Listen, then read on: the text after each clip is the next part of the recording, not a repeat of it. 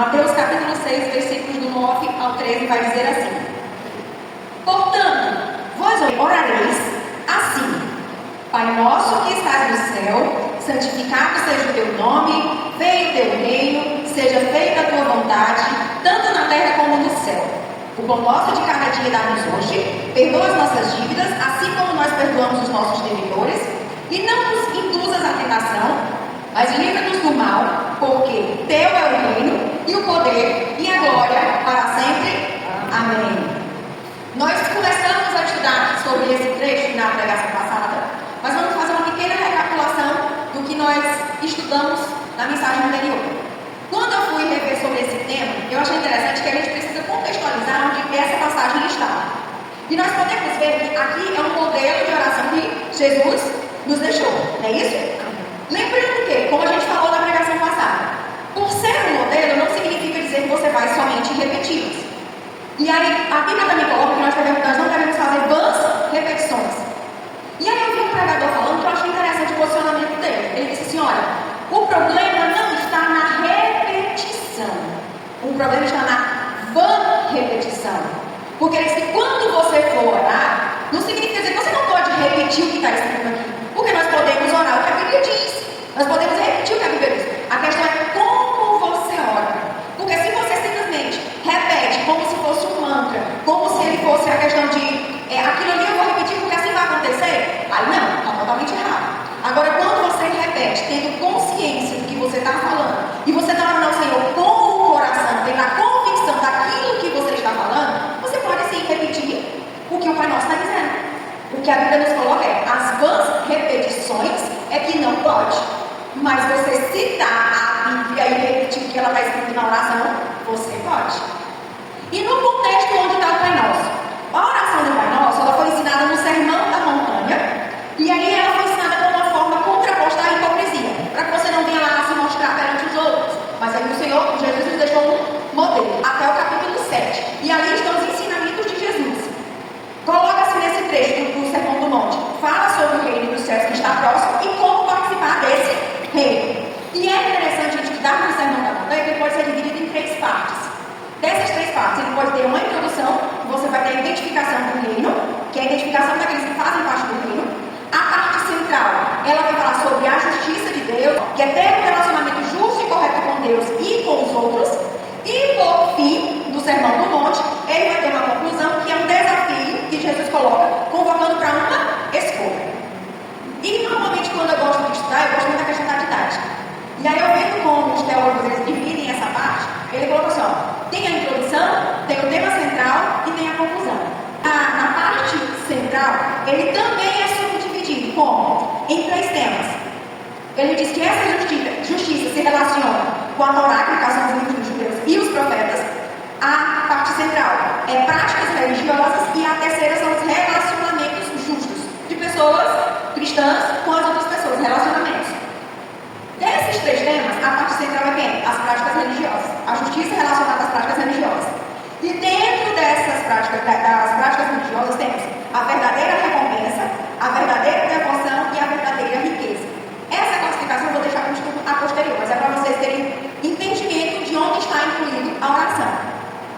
Dessas, verdadeira recompensa, verdadeira devoção e verdadeira riqueza, a oração está na verdadeira devoção, porque ela vai falar do jejum, da oração e da generosidade.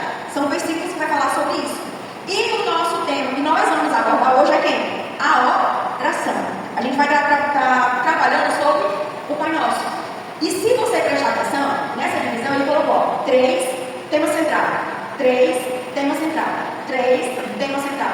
Se você for observar, a oração, ela está no lugar central do Sermão da Montanha. Só para você entender a importância que é a oração. No culto passado que eu falei sobre a oração, a gente estudou da seguinte forma: Pai Nosso, ele fala de um relacionamento, porque através de Jesus, quando aceitamos a Jesus, nos tornamos filhos. A gente falou lá também que esse relacionamento nós podemos chamar ele de Abba Pai, que é paizinho, isso? Temos uma identidade e uma intimidade com o nosso Deus. Mas também podemos dizer, ó, está no céu. Mesmo que ele seja o nosso Pai, nós temos que entender que ele é soberano. que Ele está acima de todos. Então nós temos que ter o respeito, porque Ele é soberano. E logo em seguida, tem 3 pedidos que a gente pode entender como: santificado seja o teu nome, venha o teu reino, seja feita a tua vontade. Se falarmos em relação a santificado seja o teu nome, a gente sabe o quê? Deus é santo e nós temos que ser santos. Deus não vai estar aqui pessoalmente mostrando Ele, mas quem são os representantes dele aqui na terra? Somos nós. Então é através da nossa vida que nós vamos mostrar o Deus a quem servimos. Como é que vamos dizer que Ele é um Deus santo se eu sou representante dele e não sou? Então, quando diz santificado seja o teu nome, você está dizendo assim, ó, através da minha vida, o teu nome é para ser glorificado. O teu nome é para todo mundo entender que tu és santo, mas através da minha vida. É fácil fazer uma oração no Pai Nosso? Você dizer para Deus, santificado seja o teu nome. Tu está dizendo o quê? Senhor, para o mundo, eu sou teu espelho. Se tu és santo, eu também tenho que ser santo. Cuidado com o que você ora. Porque, são meras palavras que está escrito aqui. Cuidado com o que você está repetindo. Porque se você tiver consciência do que o Pai Nosso está dizendo, é uma responsabilidade que você está trazendo para você. Quando Ele diz, venha a nós o teu reino. A gente sabe que no céu é a vontade de Deus que é feita lá. A gente sabe que no céu lá é santo. Quando a gente está colocando que venha a nós o teu reino, a gente está pedindo a presença, o governo e a vontade de Deus aqui na terra. Agora tu imagina aí, Senhor, venha o teu reino. É responsabilidade. Porque você está querendo trazer a presença de quem é santo. E não pode ser de qualquer maneira. Não pode ser de qualquer forma. Então diz assim, ó, seja feita a tua vontade. Está disposto a abrir mão da sua própria vontade? Está disposto a abrir mão dos seus desejos? Está disposto a abrir mão dos seus projetos? Porque quando você diz, seja feita a tua vontade, você está dizendo, Senhor, pode até não ser o que eu estou pensando ou o que eu estou desejando, mas se é a tua vontade para mim, eu vou obedecer. E aí, serás obediente quando Deus mandar? Mesmo que não seja de acordo com o que você está escolhendo ou o que você está pensando? Muito cuidado quando for orar, porque não são meras palavras. Saiba o que você está orando. Você, recapitulando, você é representante de Deus. Então, onde você está tem que ser santo. Você está dizendo que é para vir o reino. Lá Ele é santo. Tudo lá é feito na vontade do Senhor. Estás fazendo a vontade dele aqui? E quando Ele te mandar, tu vais ser obediente em cumprir? Essa é a primeira parte que a gente estudou sobre o Pai Nosso. Agora, o Pai Nosso ele vai dar de um outro ponto de vista. O primeiro versículo que nós temos que ver, ele diz assim, ó, o pão nosso de cada dia dá-nos hoje. Inicialmente a gente estava falando do reino. Agora os pedidos seguintes vai estar relacionado às nossas necessidades pessoais. E o primeiro pedido que a gente faz é, dá-nos o pão nosso de cada dia. Interessante observar que quando a gente fala do pão nosso de cada dia, ele fala de provisão, sustento e dependência. Quando fala o pão nosso, em relação ao pão, a gente pode interpretar tanto o pão para o corpo físico, que é o comer, mas também a gente está falando do alimento espiritual. Quando a gente fala em relação ao pão, o pão mesmo da gente comer, a gente pode entender lá do povo de Israel que o pão era uma comida simples. E aí diz assim, em Êxodo 16:4 fala da seguinte forma: então disse o Senhor a Moisés, eis que vos farei chover pão dos céus, e o povo sairá e colherá diariamente a porção para cada dia, para que eu prove se anda em minha lei ou não. Agora você imagina aí, eles estavam andando no deserto, tinham saído lá do Egito, e aí Deus diz, olha, o suprimento deles vai ser um pão que vai ser mandado todo santo dia. A única exceção vai ser na sexta, que podem recolher dobrado, porque o sábado é o sábado de descanso. Aí tinha uns lá assim que são meio desobedientes, né? Ainda iam testar. Testar como? Viam maná, colhiam mais do que a porção diária, daí quando chegava no dia seguinte, o que acontecia? Estava pouco. Não tinha mais. E o interessante, se você for observar as coisas de Deus, da sexta, o sábado, aguentava não? Porque ele colhia 2 vezes para a sexta e o sábado. Mas nos demais dias tinha que ser a porção do dia. Ali já estava testando o povo de Israel para viver na dependência e agradecer a Deus por cada dia que estava sendo suprida a sua necessidade. Quando você falar em relação às nossas necessidades, Deus conhece cada uma delas. Mateus 6, 30 e 32 vai dizer: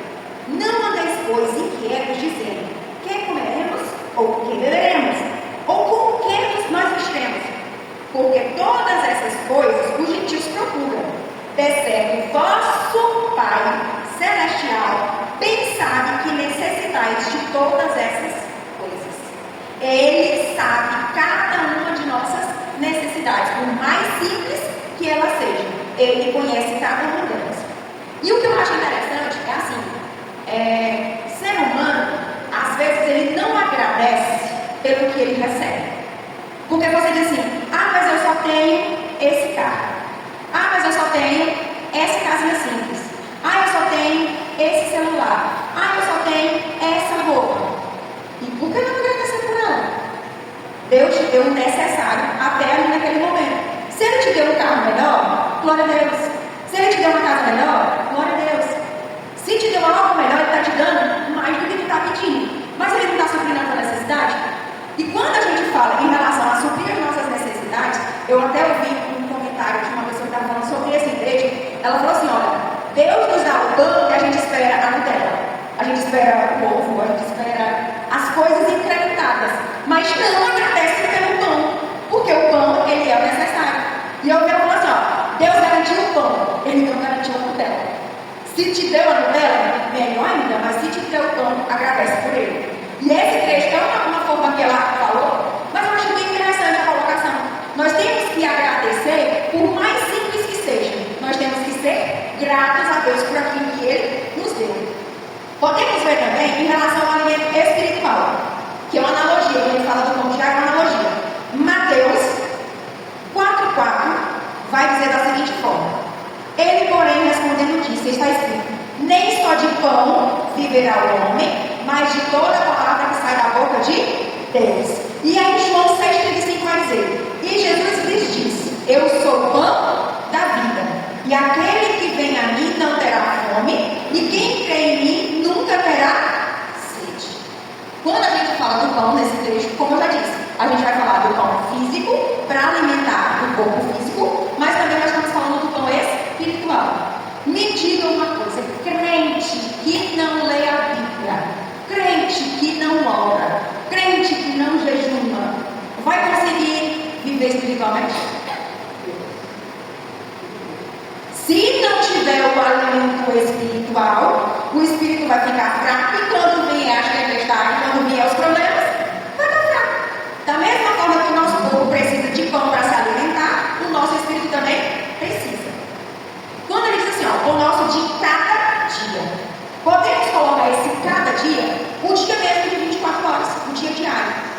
Lamentações 3, 22 e 23, ele diz assim, graças ao grande amor do Senhor, é que nós somos consumidos, pois as suas misericórdias são inesgotáveis, renovam-se a cada manhã, grande é a sua fidelidade. Ele está dizendo assim, é diário, é a cada manhã nossas forças são renovadas. Então quando a gente fala do sustento diário do lugar, a gente está falando mesmo, é todo dia, é orar pelo sustento para que ele venha suprir.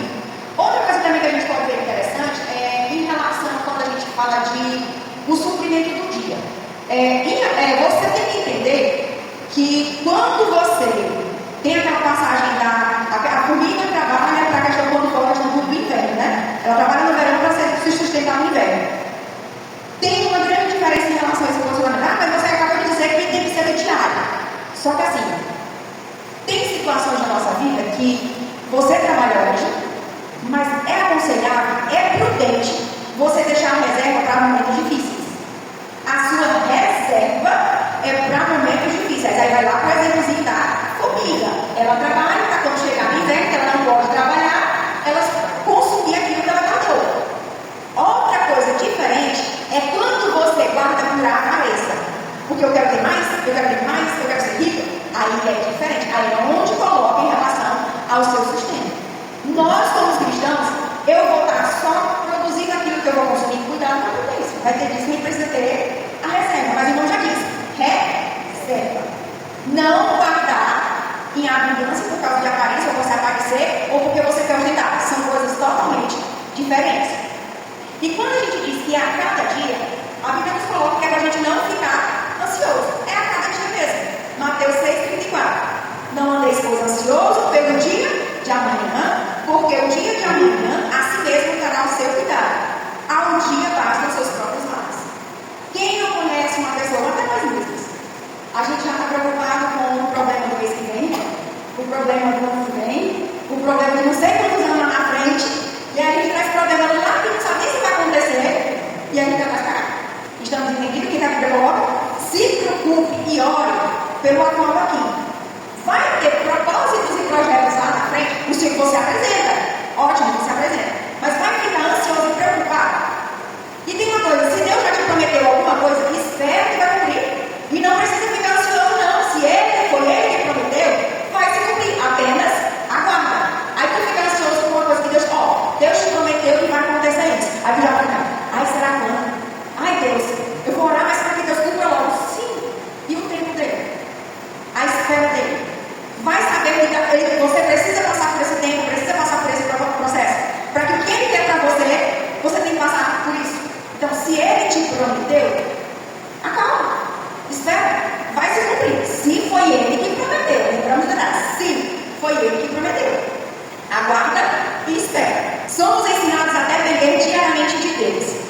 Filipenses 4, 6 e 7 vai dizer assim: não andeis ansiosos por coisa alguma, antes em tudo sejam os vossos pedidos conhecidos diante de Deus, pela oração e súplica com ações de graça. Esse versículo me diz o quê? Temos que ser dependentes. Está precisando? Está necessitando? Vai orar. E confia que no tempo certo e do jeito dele vai ser respondido. Por que nós estamos na questão da oração de seja feita a tua vontade? E que o sustento tem que ser a cada dia? Porque quando você necessita a cada dia, que você precisa orar para que aquele sustento venha, tu está dizendo assim: Senhor, eu estou aqui te suplicando para que tu venha suprir a minha necessidade. Tu conheces, sabes o que eu preciso. E aqui eu estou na tua dependência. Não é fácil orar dessa forma. Não é fácil. Porque nós, como seres humanos, a nossa preocupação como humano é o quê? Vou trabalhar, vamos deixar aqui, vamos tentar acumular uma coisinha. Todo ser humano é assim. Mas vai ter situações em que Deus quer que a gente tenha a dependência. Inclusive, vai ter momentos mesmo que é literalmente todo santo dia para tu ter comida em casa, tem que ter um milagre. Vai ter situações que é literalmente isso. Enquanto só dá-nos hoje, mostra a nossa dependência de Deus. Nossa vida, nosso sustento, ele sempre vai depender de Deus. Quando reconhecemos isso e oramos confiando em Deus, ele nos dá o sustento que precisamos, mesmo quando tudo parece impossível. A outra versão que nós vamos fazer é: perdoa as nossas dívidas, assim como nós perdoamos aqueles que nos ofenderam. Quando fala perdoa as nossas dívidas, ele está usando uma forma metafórica. Ele não está falando de dívida que Jesus perdoa as nossas dívidas, não está falando do dinheiro. Essa relação que a gente está pedindo, perdoa as nossas dívidas, é uma forma metafórica de pedir perdão pelos pecados. A essência bíblica baseia na compaixão, destacando que, assim como Deus perdoou uma dívida impagável da humanidade, os crentes devem perdoar as dívidas e ofensas uns dos outros. Quando a gente faz essa relação, perdoa as nossas dívidas, a gente está fazendo a metáfora relacionada a perdão de pecados. Vamos ler, agora eu quero que vocês leiam em 1 João 1, do 5 ao 9. Quem encontrar pode ler. Esta é a mensagem que dele ouvimos e vos anunciamos, que Deus é luz e não há nele trevas nenhuma. Se dissermos que temos comunhão com ele e andarmos em trevas, mentimos e não praticamos a verdade. Mas se andarmos na luz, como ele na luz está, temos comunhão uns com os outros, e o sangue de Jesus Cristo, seu Filho, nos purifica de todo pecado. Se dissermos que não temos pecado, enganamos-nos a nós mesmos, e não há verdade em nós. Se confessarmos os nossos pecados, ele é fiel e justo para nos perdoar os pecados e nos purificar de toda injustiça. Então fala aqui, através de Jesus, ele perdoa os nossos pecados. Se confessarmos, ele é fiel e justo para perdoar. Mas então ele diz, perdoa as nossas dívidas, assim como nós perdoamos a quem nos tem ofendido. E eu faço uma pergunta para vocês. Nesse trecho, ele é uma condição ou não? Porque você chega para Jesus e diz assim, na sua oração: Senhor, perdoa os meus pecados, eu fiz isso, eu fiz aquilo, eu fiz isso, não sei o que dizer lá. Aí tu tem um ódio mortal contra teu irmão. E aí você não perdoa. De jeito nenhum. Ele me magoou, ele me machucou. voltar. O que a Bíblia diz? Como é que tu vais orar pedindo perdão pelos teus pecados? Ou até mesmo pedindo qualquer outra coisa. Se no teu coração tu não perdoas o teu irmão, sua oração vai ser respondida? Mateus 6:14-15 vai dizer: porque se perdoarmos aos homens as suas ofensas, também vosso Pai Celestial vos perdoará a vós. Se, porém, não perdoarmos aos homens as suas ofensas, também vosso Pai não vos perdoará as vossas ofensas. E aí, para confirmar, Marcos 11:25-26: quando estiverdes orando, perdoai. Se tendes alguma coisa contra alguém, para que vosso Pai que está nos céus vos perdoe as vossas ofensas. Mas se vós não perdoardes, também vosso Pai que está no céu não vos perdoará as vossas ofensas. Você vai orar ao Pai Nosso, e aí diz assim: perdoa as minhas dívidas. Aí vem a palavra: assim como nós perdoamos quem nos ofendeu. E tu não libera perdão. Uma coisa do perdão que eu acho interessante: perdão ele não é sentimento. Perdão, eu senti que agora eu vou liberar perdão. Não. Perdão ele é uma decisão. Você é que tem que decidir. É um processo voluntário e consciente. É uma escolha racional de liberar ressentimentos, raivas, desejo de vingança contra um agressor. E é essencial para a saúde mental e alívio interior. Aí quando você fala: mas eu perdoo tal irmão, mas isso significa dizer que você esqueceu? Você teve amnésia? Você apagou da sua mente? Não. Perdoar não significa dizer que você simplesmente apagou da sua cabeça. Não. O perdoar é quando você, simplesmente assim, a pessoa te matou. Você olha para aquela pessoa e não te causa mais dor. Ou aconteceu um fato que quando tu lembra daquele fato, aquilo ali não te provoca nenhuma reação, não te provoca dor, não te provoca sofrimento. Quando acontece isso, é porque você decidiu liberar o perdão. Você decidiu: olha, isso aqui não vai me afetar. Isso aqui eu já decidi que esse ressentimento, essa mágoa, esse rancor, não vai permanecer. Agora você diz: não, eu te perdoo. Mas, gente, eu não suporto olhar para a cara dele, não. Não tem quem faça. Significa que só, quando você perdoa alguém, não significa que você vai estar lá, de mão dada. Não precisa disso. Pessoas que te machucaram, irmão, te abençoe. Deus abençoe você. Fique na sua, que eu fico na minha. Não vamos mais ali em Deus embate. Mas Deus te abençoe e vamos seguir a vida. Olha para o irmão, não tem mais nada nenhum dele. Deus te abençoe, vai em frente e acabou. A questão de perdoar é uma decisão. Então, quando fores orar, peça perdão, faça suas petições, mas lembre de liberar perdão também. Porque se não liberar perdão, nem você vai ser perdoado e nem seus pedidos também vão ser atendidos. Então, vamos lá. Quando for orar, preste atenção no que você está fazendo. Vamos lá. Mas como a gente falou, perdão é uma escolha. Se você decidiu perdoar, você está liberado. Agora, se o outro não decidir perdoar, ele é que vai ter raiz de amargura. Ele é que vai estar lá com o coração. E muito cuidado, né, gente? A questão de amargura, de falta de perdão, cientificamente já foi provado que ele causa doenças. Ele vai para o corpo físico, ele vai ter reações no corpo físico. Entendeu só? Quando entendemos que Deus nos perdoou quando não merecemos, também devemos fazer o mesmo com outras pessoas que não mereceram. Você só vai perdoar quem merece? Não. Você vai perdoar porque você decidiu, você não quer aquilo ali para você. Se o outro perdoou ou não, é problema dele, é reação dele. É você que decidiu se livrar daquilo ali. E o outro, o terceiro pedido: não nos deixe cair em tentação.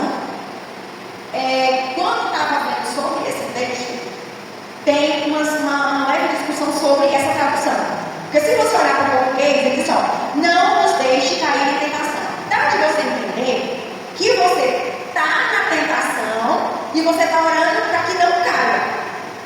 Mas em alguns teólogos dizem que a palavra que foi usada lá para a tentação é peirasmos, no grego, que se refere a um teste, uma provação, ou até mesmo a palavra tentação.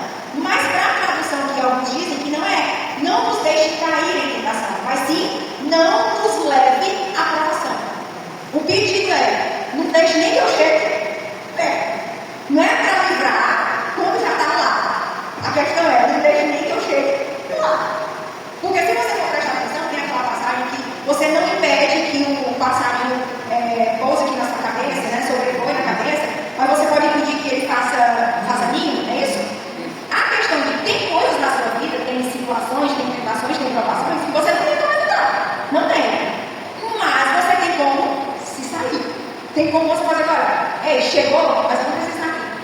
E eu me lembro de um conselho que eu dei para a mãe. A gente estava conversando sobre determinado assunto, eu falei, sempre lembre do exemplo de José. Gente, eu amo o exemplo de José. Que foi o que eu disse para ela. Falei, José é um rapaz, moço, com certeza, bonito. E aí, a mulher de Potifar, com certeza, não era uma mulher feia, ela devia ser bem cuidada. O marido dela estava longe, ele era, tirando o marido dele, era que mandava na casa, e a mulher ainda se oferece.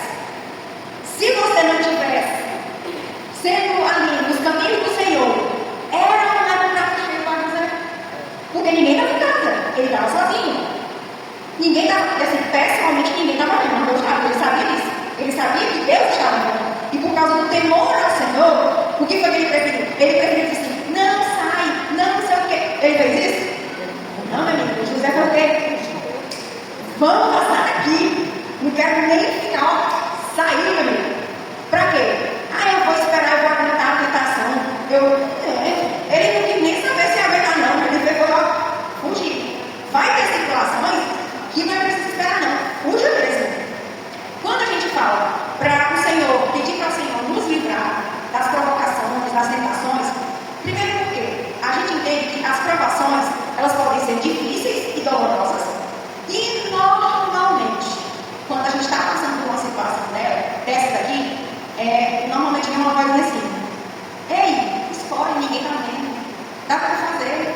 Ou as consequências, ou faz só isso aqui que não vai ter consequência nenhuma. Aí a vozinha fica bem aqui. Por quê? Porque é o caminho mais fácil. E aí é nessas horas que eu digo assim, Senhor, me dá forças para que eu não ouça isso ou que eu saia. Então, em relação, quando você pode pedir em relação a fugir das tentações, livrar das tentações, você pode pedir que Deus retire a tentação quando ela for forte demais. Pode pedir a Deus que Ele amenize as forças dessa tentação ou aumentar as suas forças para você resistir contra ela. São as várias formas que você pode pedir ao Senhor para se livrar disso aí. Então, esse pedido nos ensina a considerar a nossa própria incapacidade de se afastar e vencer a tentação, como também mostra a necessidade da capacitação do alvo para conseguir resistir no dia mau. Essa resistência contra a tentação e provação produz em nós um resultado da alegria e resiliência, como Tiago 1, versículos 2 e 3 vai dizer: meus irmãos, considerem motivo de alegria o fato de passarem por diversas provações, pois vocês sabem que a prova da sua fé produz perseverança. Estou passando por um momento difícil. É difícil, mas saiba que quando você está passando pelo processo, é porque sinal que Deus está ali, trabalhando, Ele está moldando, Ele está fazendo alguma coisa para te moldar, te capacitar para a obra. Isso nos torna um exercício de aprimoramento da fé, da piedade e das virtudes, para que outros possam ser encorajados pela nossa perseverança nas provações. Eu conversando com uma irmã, e aí uma das coisas que eu falei para eles, olha, tem processos que a gente passa, primeiro, para nos moldar. Porque tem coisas que Deus precisa nos moldar para a gente ser usado na obra dele, na casa dele, a gente tem que ser moldado. Então tem alguns processos difíceis que a gente tem que passar por causa disso, para nos moldar. Vai fortalecer a nossa fé e vai nos dar virtudes. Mas também, essas provações servem para quê? Se uma pessoa lá no mundo estiver passando por isso e ver que tu conseguiu sair dessa provação, essas pessoas vão te tornar como exemplo ou não? Ou se essas pessoas te pedirem ajuda, você vai ter como ajudá-la pessoalmente com aquilo que tu viveu ou não? Então, as tentações ou provações, ela também serve tanto para você, como ela pode servir para ajudar outros. E nós podemos ver da seguinte forma, que através dessas provações, Deus testa o homem para ver as suas qualidades. Em 1 Tessalonicenses 2,4 vai dizer: mas como aprovados por Deus, para que nos confiasse o Evangelho, assim falamos, não para agradar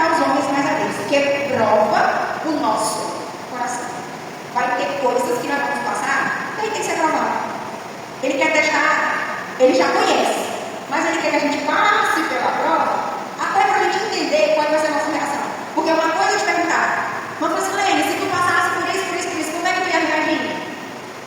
Eu acho que eu reagiria dessa forma. Aí Deus pega e coloca uma aprovação para ela, e aí ela pega e passa pelo processo. E aí no final, a reação dela, depois ela mesma vai entender como é que se passa pelo processo. É Deus testando o coração dela, até para que ela mesma aprenda. Deus também nos purifica como metal.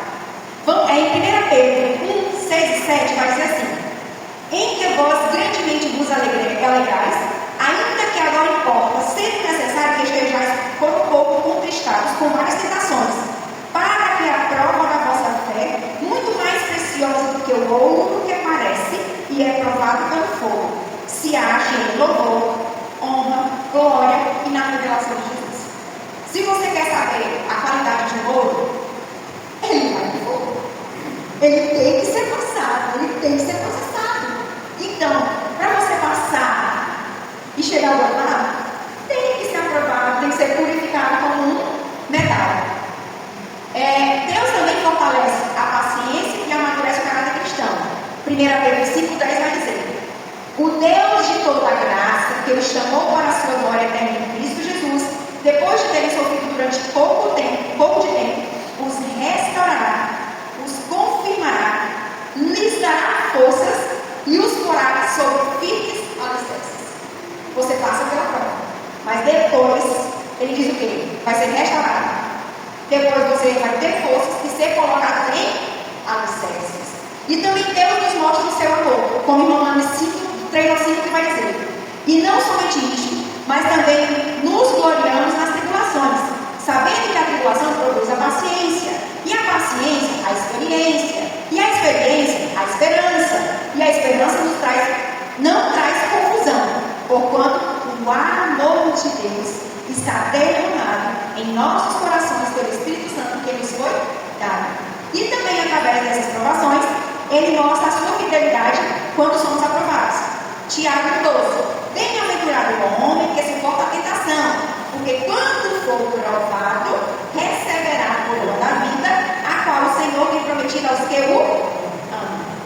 Está vendo aqui? Mesmo que a tentação seja dolorida, ela tem várias reações e coisas boas a posterior, quando você passa pelo processo. E por fim, ele ainda diz assim: livra-nos do mal. Isso fala de livramento, como também de proteção. A palavra mal pode ser falada abstrata, o mal mesmo, estou passando mal, essas coisas assim, sentido. Como também pode estar relacionado ao maligno, Satanás, o diabo. E nós podemos entender assim, ó, a nossa carne, ela já tende o pecado. Nós estamos no mundo aqui, e aí como nós estamos no mundo do pecado, a nossa carne, ela já tende o pecado. Ainda vem o diabo, e ainda fica o nosso cérebro ali, ó, procurando alguma brechinha, alguma forma para que a gente possa errar. E é por isso que na nossa oração nós temos que orar como? Livra-nos do mal. Essa parte de livra-nos do mal, ela vai completar da tentação. Ele vai completar esse sentido. Livra-nos de todos os tipos de males, inclusive do tentador, que é o nosso inimigo. E por final, aí vem assim, ó, pois teu é o reino, poder e agora. A gente já falou dos pedidos, mas finaliza. Pois teu é o reino, o poder e agora. Quando a gente fala de reino, a gente fala do domínio do nosso Deus em todo o universo. Porque Ele é soberano, Ele governa tudo. O teu poder, porque Ele é todo poderoso. Ele tem poder de realizar o que pedimos. Para Ele tudo é possível. Desde que seja da vontade dele, né? Tem gente que olha, tudo é possível, aí você vai pedir um inimaginável. Não. Deus segue princípios. Se estiver dentro dos princípios dele, ele pode fazer. Agora tem coisas que você vai pedir para Deus que ele não vai fazer, porque não está de acordo com os princípios dele, porque ele não vai cumprir a palavra dele, não vai. Então ele diz, tua é agora. Nesse texto, quando fala tua é agora, a gente pode entender que quando a gente ora ao Senhor, que Ele responde às nossas orações, quando Ele responde às nossas orações, você está dizendo ou não que Ele é o teu Senhor, que Ele te ouve, que Ele te atende? É ou não é? Quando Ele fala, tu é agora, no momento em que Ele atende às nossas orações, toda a honra e toda a glória gente sabe que Ele supre as nossas necessidades. Então, quando a gente tiver as nossas necessidades supridas, você vai dizer que, olha, todo poder, toda honra e toda glória seja dado ao Senhor. E só para a gente recapitular o que vocês já aprenderam hoje, só para finalizar, nós temos 7 pedidos na oração do Pai Nosso. Você entendeu? São 7 pedidos, 3 na primeira parte e 4 na segunda. Alguém se arrisca a dizer? As 3 primeiras. Teu nome seja reconhecido como santo. Lembra? O segundo, que o teu reino venha. E o terceiro, que tua vontade seja feita. Isso está relacionado ao reino de Deus. Agora, os 4 pedidos relacionados às nossas necessidades. Dai-nos o pão diário, perdoa as nossas dívidas, não nos leve à provação, ou nos livra da tentação, e livra-nos do mal. E aí, se você for para cá, prestar atenção, são 7 pedidos. E os 7 é o número da perfeição, né? Não é interessante? Sim. E aí a gente coloca que a oração, ela nos transforma em pessoas que anseiam pelo reino de Deus e desejam a sua presença aqui na terra. E nós podemos participar desse reino à medida que aprendemos a confiar em Deus, perdoar os outros e permanecer fiéis a Deus. Então, use a oração do Pai Nosso como modelo, como mera repetição, não. Agora você entende cada trechozinho do Pai Nosso, agora você entende. Então, quando você for orar, você sabe o que você está pedindo. Então, você pode usar ele como modelo, citando, mas entendendo o que você está falando. Mas também, você pensa, na sua oração, engrandeça o Senhor. Na sua oração, você pode chamá-lo de Pai. Na sua oração, você pode que a sua vida seja testemunho do Senhor aqui na terra, mas também que Ele venha suprir as suas necessidades. Do pão, livrar do mal, da tentação. Todos esses pedidos que foram feitos, que são no modelo do Pai Nosso, você pode utilizar com as suas palavras na sua oração. Então, que nós possamos ter uma vida sim de oração, e em relação ao Pai Nosso, nós podemos citá-lo sim, mas não